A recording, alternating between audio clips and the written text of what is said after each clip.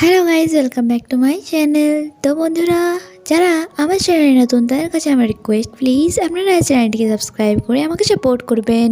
And যারা এই ড্রামার আগের এপিসোডগুলি দেখেননি তাদের কাছে রিকোয়েস্ট, আপনারা আগের এপিসোডগুলি দেখে নিন, না হলে ড্রামার কিছুই বুঝতে পারবেন না। তো চলুন এক্সপ্লেনেশন শুরু করা যাক। তো এই এপিসোডের শুরুতে আমরা চাও চাওকে দেখি সে ডিএনএ টেস্টের রিপোর্ট নিয়ে সে ইন্সপেক্টর লুইকে বলছিল এই রিপোর্টটি তো নাই লিনসিয়াওয়ের বডির সাথে আর নাই বেচার হেয়ারের সাথে ম্যাচ খাচ্ছে, যা শুনে ইন্সপেক্টর লিও কনফিউজ হয়ে যায় অ্যান্ড বলে এতদিন তো আমি ভাবছিলাম যে বেচাই লিনসিয়াও, বাট যদি আর লিনসিয়াওয়ের বডি তো আমরা খুঁজে পেয়েছি, আর যদি আমাদের সন্দেহ ভুল হয় যে বেচা লিনসিয়াও নয়, তাহলে এই বডিটি কার? চাও চাও বলে স্যার এমনটাও তো হতে পারে যে যে বডিটা আমরা পেয়েছি তার ফেসটাই শুধুমাত্র লিনসিয়াওয়ের মতো, বাট তার বডি অন্য কারোর। তাহলে চ্যাংনো কি কারোর মার্ডার করেছে? তার তিনজনে এটা ভেবে ভেবে কনফিউজ হয়ে যাচ্ছিল।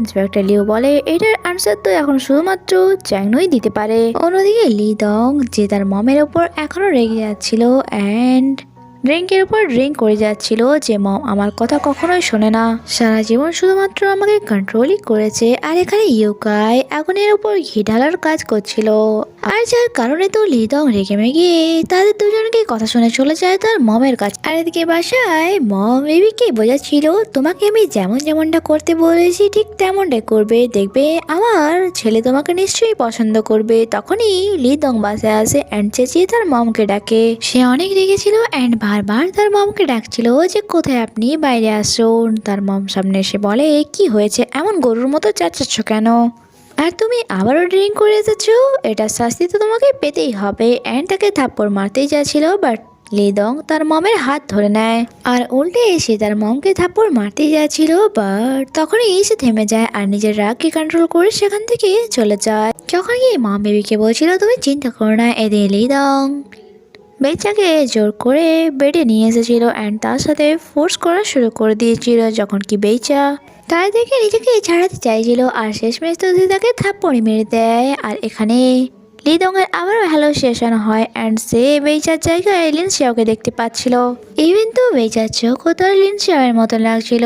বেচা তার কথা ঘোরানোর জন্য বলে হতে পারে সে একসময় তোমার ওয়াইফ ছিল, যে তোমার ভালোবাসায় অন্ধ ছিল, বাট আমি তার মতো নই, আমাদের দুজন কখনো এক হতে পারবো না। আর যা শুনে লিদং অনেক বেশি ইমোশনাল হয়ে যায় অ্যান্ড বলে তুমি এমনটা কেন বলছো যে আমরা কখনো এক হতে পারবো না? বেইচা বলে শুধুমাত্র তোমার মমের জন্য, তোমার কি মনে হয় না সে যদি না থাকতো তাহলে আমরা একসাথে অনেক বেশি হ্যাপি থাকতাম?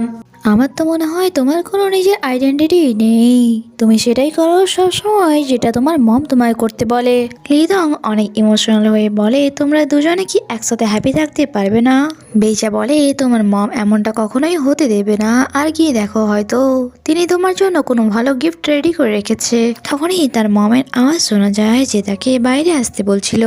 আর যখন লিদং বাইরে আসে সেখানে বিবিও ছিল অ্যান্ড তার মম বলে আমার সামনে হাঁটু গেড়ে বসো, অ্যান্ড বিবিকে বলছিল দেখো এবার তোমার ফিউচার হাজব্যান্ডকে আমি কেমন শাস্তি দিই। আর সেখানে দাঁড়িয়ে থাকা বেটা যে বলছিল আন্টি আমি আপনাকে সাপোর্ট করছি, কারণ শুধুমাত্র আপনি তাকে শাস্তি দিতে পারেন। আর একটা কথা, যদি আপনি না থাকতেন তাহলে আমাদের লাইফ অনেক সুখের হতো, আমরা একসাথে অনেক সুখে থাকতাম। আর যা শুনে মম আরো রেখে যায়, যখন কি লিদং বেচাকে বলে তুমি তোমার রুমে যাও। বেচাও সেখান থেকে চলে যায়, এরপর মম তাকে মারা শুরু করে অ্যান্ড তাকে অনেক কথাও শোনাচ্ছিল।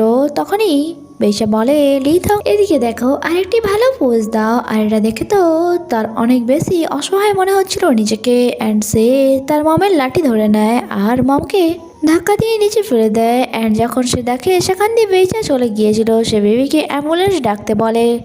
নেক্সট সিনে আমরা ইউকাইকে দেখি সে ফ্যাংকের সাথে রোমান্স করছিল অ্যান্ড তাকে নিজের কথা চলে নিয়ে আসার চেষ্টা করছিল যে তুমি লিদংকে ভালো করে জানো, যদি সে জানতে পারে আমরা তার সাথে বেইমানি করেছি তাহলে সে আমাদেরকে ছাড়বেই না, তার থেকে বরং তার হেল্প করে তো আমাদের কোনো ফায়দা নেই, তাই চলো কিছু টাকা নিয়ে আমরা এখান দিয়ে কেটে পড়ি আর আমরা দূরে কোথাও গিয়ে আবার নতুন করে জীবন শুরু করব। যা শুনে তো ফ্যাং খুশি খুশি রাজি হয়ে যায়, এটা বলে যে আমার কাছে সেভের পাসওয়ার্ড আছে, তাই এই প্ল্যানের উপরে খুব তাড়াতাড়ি আমরা কাজ করব। নেক্সট সিনে আমাদেরকে অফিসে দেখানো হয়, যেখানে মিস্টার কুন্তাই এসে বেইচাকে বলছিল যে আমি কখনোই তোমাকে এই অফিসের সিইও পদে দেখতে চাই না, বাট তোমার ভালোর জন্য তোমাকে একটি কথা জানিয়ে রাখি, লিদং কখনোই তোমাকে প্রোটেক্ট করতে পারবে না, কারণ মিস্টার আন ধরা পড়ে গিয়েছে অ্যান্ড তার থেকে আমি এমন কিছু ইনফরমেশন পেয়েছি যা এবার শুধুমাত্র পুলিশই ডিসাইড করতে পারে। এটা বলে সে সেখান থেকে চলেই যাচ্ছিল,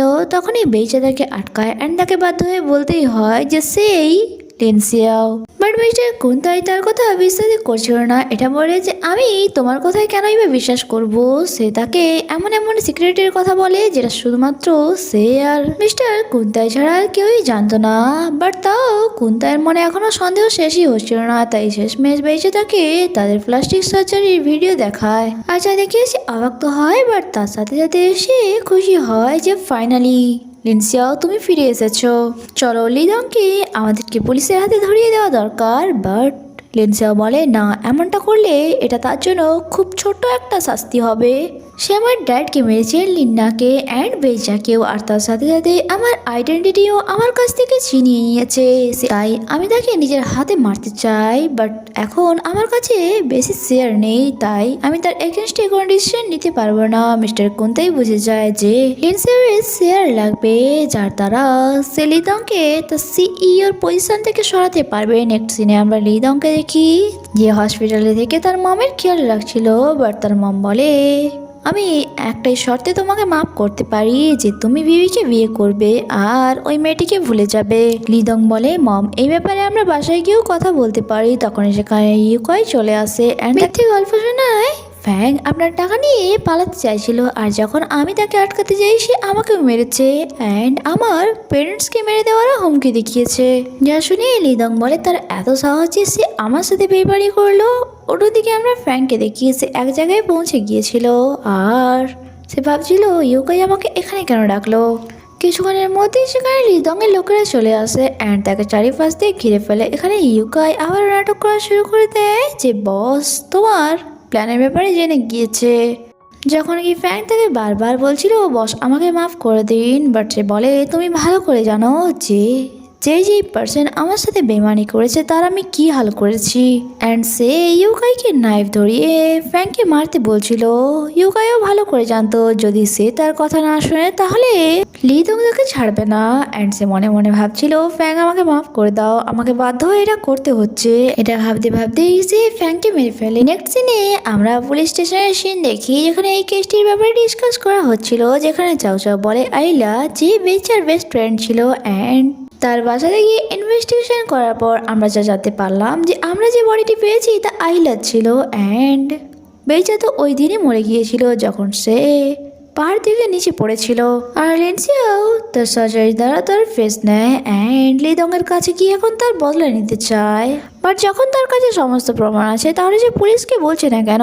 ইন্সপেক্টর লিউ বলে কারণ আইনে মৃত্যুর বদলে মৃত্যু হয় না, কারণ সে তার ওয়াইফ আর বেবিকে অনেক বেশি ভালোবাসতো, তাই সে লিদংয়ের জীবন নিতে চায়। অন্যদিকে আমরা চ্যানুকে দেখি যে লিনসিয়াওকে কল করে বলছিল তোমার কাছে এখনো অনেক টাইম আছে, এত তাড়াতাড়ি পুলিশ তোমার উপর সন্দেহ বা তোমাকে ধরবে না, তাই আমার মনে হয় আমাকে এই কয়েকদিনের জন্য এখান থেকে চলে যেতে হবে। আর চাও চাও ইন্সপেক্টর লিউকে ইনফরমেশন দেয় যে চ্যাংনু পালিয়েছে।